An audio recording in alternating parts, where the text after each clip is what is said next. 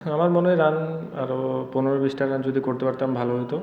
But আমরা যেভাবে plan করছি বোলিং অনুযায়ী ওই প্ল্যান অনুযায়ী করতে পারিনি। বোলিংটা যদি ওই প্ল্যান অনুযায়ী করতে পারতাম তাহলে আর একটু বেটার হতো। ওইটা একটা ফ্যাক্ট বলতে পারেন যে ক্যাচগুলো ধরলে হয়তো বা বিজয় ভাই আর্লি আউট হয়ে যেত গা। বাট রাব্বি ভাই হয়তো ক্যারি করতে পারেনি, এটা ভালো দিক ছিল আমাদের।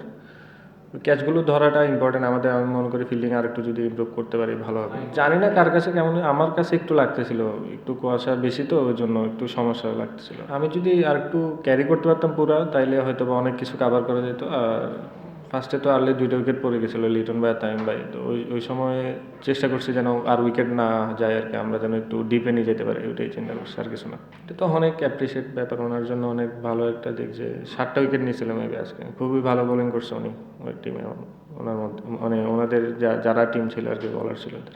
না, উনি তো অবশ্যই ভালো বলার, আমরা জানি।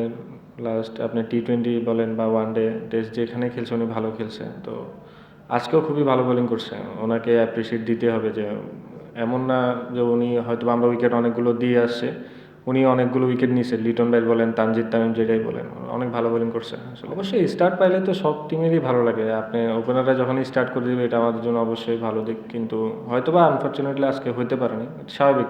প্রতিদিন একটা ব্যাটসম্যান ভালো তো খেলবে না, এটা একটা জিনিস আর কি। তো ওইটা সমস্যা না, আমি আর ওইয়া কাভার করছিলাম, আর একটা আমাদের ফরেনার যা ছিল আর কি।